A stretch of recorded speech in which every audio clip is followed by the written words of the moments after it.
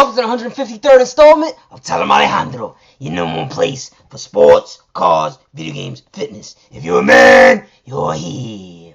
Mr. Alejandro's about to tell him. What you about to tell him, Alejandro? I'm about to tell him about my Giants putting the beat down on them Cowboys, the Seattle Seahawks stinking it up, and a bunch of other goons in Week 14 of the NFL. Tell him, Alejandro! PA drinkers, we gotta start off with my New York Giants, baby. Giving it up crazy against the Dallas Cowboys. Low scoring game. Going into this game, I anticipated that the Dallas Cowboys, one of the Giants' rivals, were gonna win this game. They've been hot. They've been excelling with great quarterback play from their rookie quarterback, Dak Prescott. A solid running game, obviously led by the goons on that offensive line, but of course the running back, the rookie, Ezekiel Elliott. They've been smoky cats. They only had one loss in the season. It was way back in week 1, first week of the season, versus the New York Giants. So this was a rematch, a chance for the Cowboys to, get revenge. And I felt like the Cowboys were going to put a stamp on, the rest of the league. Like, yeah, we here to win a Super Bowl potentially this season.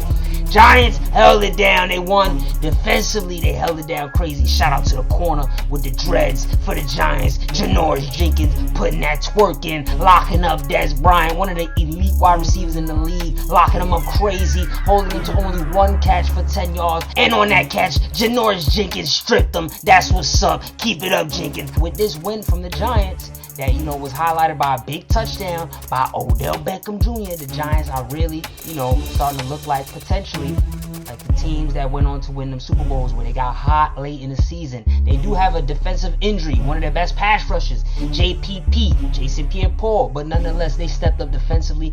If that offense starts to produce at least 20 plus points a game, I'd say 20 to 23 points, and a competent running game, because the Giants' offensive line is trash and their running game is basura. If they can at least block a little bit better and run a little bit better, who knows? They may be able to make some noise. But hey, at the end of the day, I still believe in the Seattle Seahawks, and I do not believe in the Dallas Cowboys. And this loss, in my opinion, only highlights why you guys probably should have went back to Tony Romo when he came back from the injury. I understand that Dak Prescott has a lot of, the locker room right now, and you don't want to mess up the Cowboys' chemistry, but hey, I'm not so sure that, Prescott's ready for what's about to go down in the playoffs. Romo has experience, and that's something that's invaluable, baby. Trust me. Now, I want to talk about the Seattle Seahawks, the team that I am, picking to go on and do damage in the playoffs. Unfortunately, they got smoked by the Green Bay Packers. Russell Wilson threw 5 interceptions.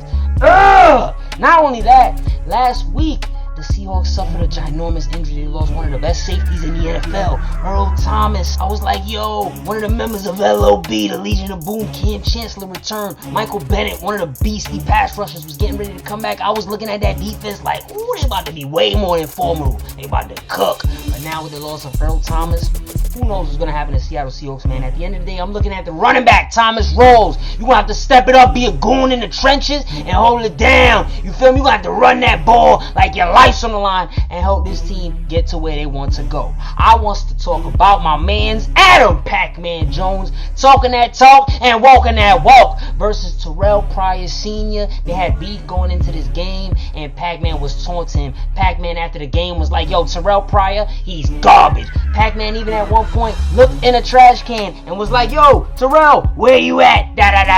I was laughing. I thought that was lit. Way to hold it down, Pacman. You challenged Terrelle Pryor and you locked him up crazy. And a not so shout out to my man's Harry Douglas, alright? He had a dirty play, in my opinion. Y'all know I'm all about playing physically, but this was just dirty. He went low at somebody's knees in a position, in a situation where it was like, damn, that's kind of cheap. You shouldn't be doing that. You looking at somebody man to man, eye to eye, be a beast and block them in a fair manner. But you go for somebody's knees, you could potentially end their career. So shout out to my man Aqib Talib for stepping up for his teammate Chris Harris, okay?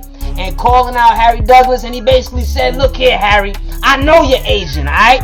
So one of these days in the offseason, you're going to be coming to the A. That's Atlanta. And he said, when you come to the A, I'm going to beat you. There you have it, folks. Mr. Alejandro's recap in Week 14 of the NFL season. TA drinkers, what do you guys think about, where the teams are right now? Who do you think is elite? The Patriots just did damage on Monday Night Football. What is the Super Bowl teams going to be looking like at the end of this season, man? Because right now, it's up and down in the NFC. AFC is definitely looking like Patriots. TA drinkers, tell them in the comments. Tell them. Tonight's bow tie is brought to you by Countess Mara. It's white and it's black.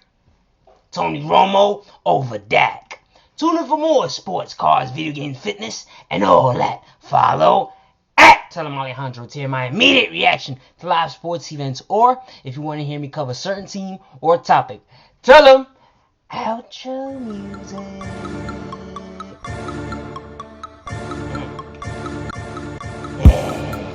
We gotta talk some college football real quick. We gotta give a shout out to my man Lamar Jackson. He just won the Heisman Trophy. That's what's up. We gotta shout out LeBron James, who recently came to the Garden and put a beating on my New York Knicks. A beating so bad at the end of the game they were playing with water bottles on the sideline. Let's get it.